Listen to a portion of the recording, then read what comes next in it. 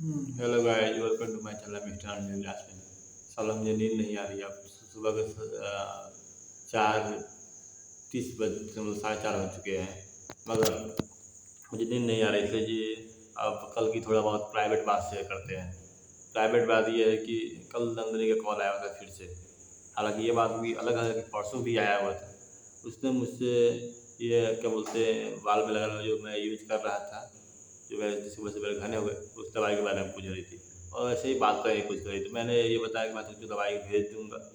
ऐसे ही थोड़ा रूडली बात किया था मैंने।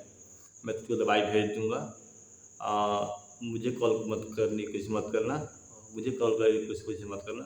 बाकी जो ये बात हो सर से बोलना, वो डायरेक्टली बात मुझसे कर सकते हैं। तुम डायरेक्टली कॉल मुझे मत करना, ठीक है। उसको उसने मुझको ये बात बोला, तू मुझे परेशान कर रहा है, तू मेरे से ऐसे रूडली बात कर रहा है। मैंने कहा घंटा फ़र्क नहीं पड़ता, और मैंने उसको ब्लॉक कर दिया। फिर मैंने आज 12 बजे, आज नहीं कल, अभी तो 12 बज गए, इससे ऊपर बज चुका है। तो उस कॉल आया हुआ था 12 बजे। तो मैंने फिर से मैसेज उसको किया, 3 मैसेज मैंने किए कि तू मुझे पसंद नहीं करती, क्या बोलते हैं, तुझको मुझ पे भरोसा नहीं है, सच बात है। और ऐसे ही कुछ मैंने मैसेज किया। मैंने अपने माइंड को रिप्रोग्राम कर दिया है, तू फालतू में मेरे लाइफ में मत आ। ये बात सच है, मैंने अपने माइंड को फिर से रिप्रोग्राम किया है, क्योंकि मुझे ये समझ में आ गया था, मैं जो भी फ्रस्ट्रेशन से गुजर रहा हूँ, टेंशन से गुजर रहा हूँ, या फिर मुझे किसी भी लड़की की तरह टेंशन हो रहा है, कि वो मेरे माइंड के थ्रू हो रहा है। और इसलिए जो मुझे सबसे पहले, अगर मुझे कुछ पर काम करना है, तो पहले मुझे अपने माइंड को फ्री करना था। तो इसीलिए ये मैंने थिंक एज ग्रो, हालांकि ये बात अलग है, थिंक एज ग्रो मैंने बुक इसलिए पढ़ना शुरू किया क्योंकि मुझे अपने शुद्ध यानी का भी बुक पढ़ना था, तो बेसिक लेवल शुरुआत करने के लिए था। तो मैंने उस बुक को शुरू किया। तो जब मैंने उस बुक को शुरू किया तो मुझे ये एहसास हुआ कि कहाँ कहाँ मेरी गलतियाँ थी। गिट्टू और क्या बोलते अमन, नहीं अमन भाई की नहीं, गिट्टू और क्या बोलते नंदनी की वजह से मेरी कहीं ना कहीं थिंकिंग थोड़ी गलत हो गई थी, मतलब लाइफ में एंजॉयमेंट। जैसे कि कल कल भी हम गिट्टू के साथ मिले हुए थे, साला वो दिखा रहा था कैसे वो अपने जीएफ से वीडियो चैट कर रहा था, पूरा वीडियो था मेरे पास। तो थोड़ा होता है कि अपने पास भी होनी चाहिए, मगर मेरी अच्छी सी सोचें भी नहीं रखनी है, क्योंकि अगले 1 साल मुझे अपनी लाइफ के पर पूरा फोकस करना है, अपने आप को ब्रांड ब्रांड। तो मुझे ये समझ में आ गया कि मेरी कहाँ कहाँ गलती है, इन दोनों के चक्कर में मेरी लाइफ अच्छी खासी ख़त्म हो रही थी। तो मैंने उस बुक के थ्रू मैंने अपनी गलती समझी, ठीक है, के बाद। और उसके बाद मुझे ये समझ में आया कि मैं इस गलती को कैसे सुधार सकता हूँ, तो मैंने उसके लिए 3 और बुक मैंने कंप्लीट कर डाला। और इस बात की मुझे खुशी है। और इन 4 बुक को कंप्लीट करने के बाद मुझे अपने आप में समझ में आ गया कि मैं फिर से जो 2024 में जो घर से निकला था जिस माइंड सेट के साथ, वो माइंड सेट मेरा फिर से आ गया। और अब मुझे मुझे ये लगा कि अब मुझे किसी की ज़रूरत है, मतलब किसी लड़की की ज़रूरत नहीं है। जो मैं हर किसी से मैं प्यार नहीं करता, हर किसी से बात नहीं करता, ये सब जानते हैं। मेरी लाइफ में तकरीबन एक दोस्त जैसा है, अमन भाई। हालांकि दोस्त भी है, नहीं ऐसी बात है, गिट्टू भी दोस्ती है, मगर बेस्ट फ्रेंड टाइप ऐसा कुछ बोल सकते हो अमन भाई को।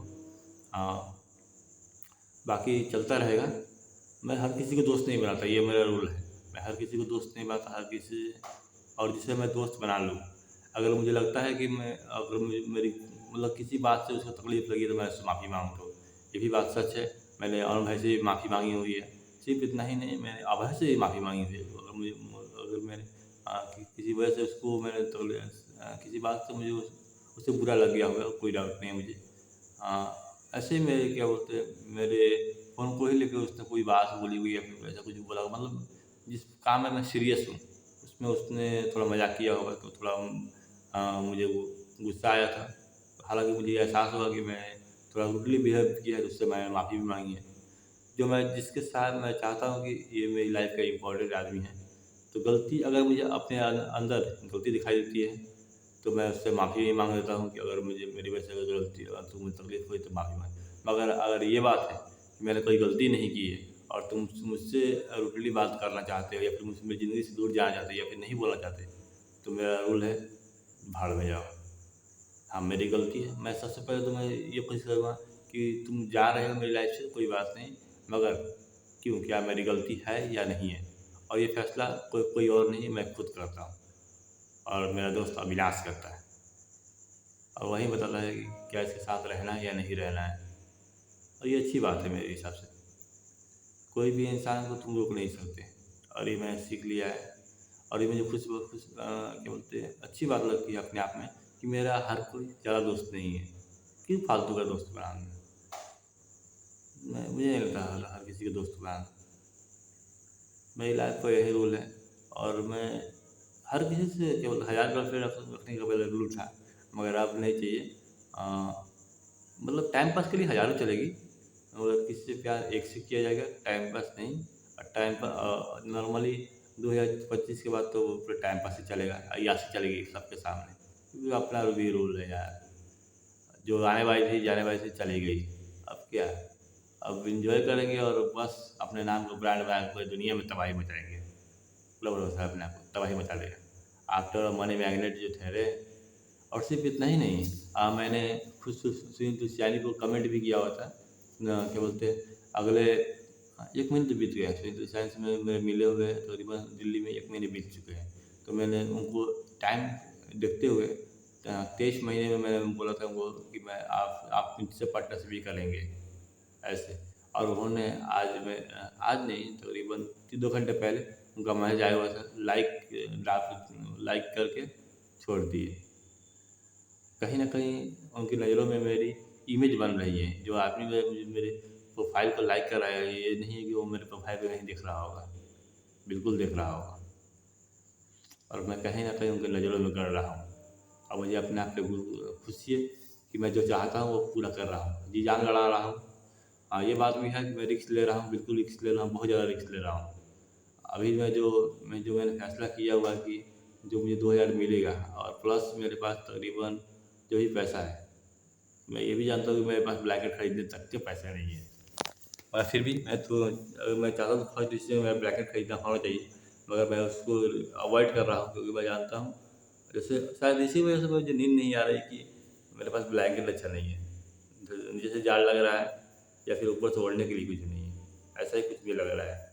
या फिर मेरा रूम में तकरीबन हवा सही से नहीं आ रहा है, या फिर ऐसे हवा सही से नहीं आ रहा है, गैस बन रहा है और इसलिए भी नींद नहीं आ रही।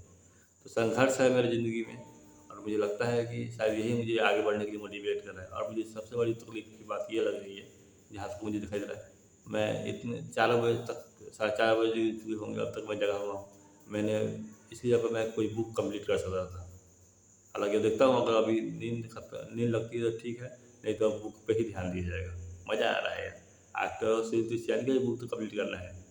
और उन्होंने जो मैंने पोस्ट डाला हुआ था, हाँ, 100 घंटे में आपका बुक कंप्लीट करूँगा, उन्होंने कमेंट किया होता, उस पर उन्होंने लाइक किया। तो तबाही मचाएंगे आज नहीं तो कल पूरी दुनिया में।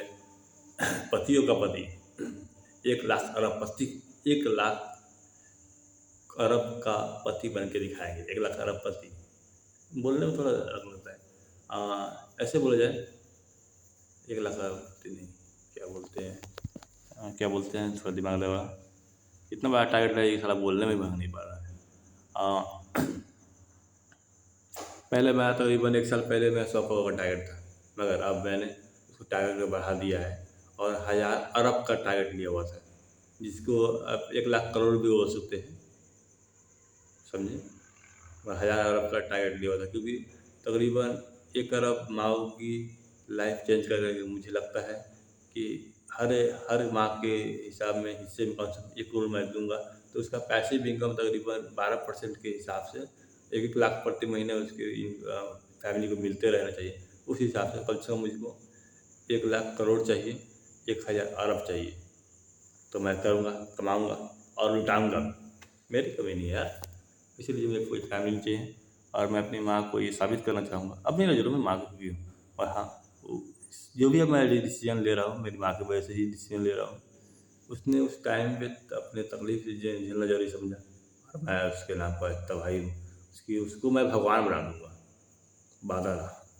उसने मुझसे घर मांगा है, मैं उसको भगवान बना के उसके लिए मंदिर बना दूँगा, वादा रहा अपने आप से। और ये अनिल का भी वादा है और ये अविनाश का भी वादा है।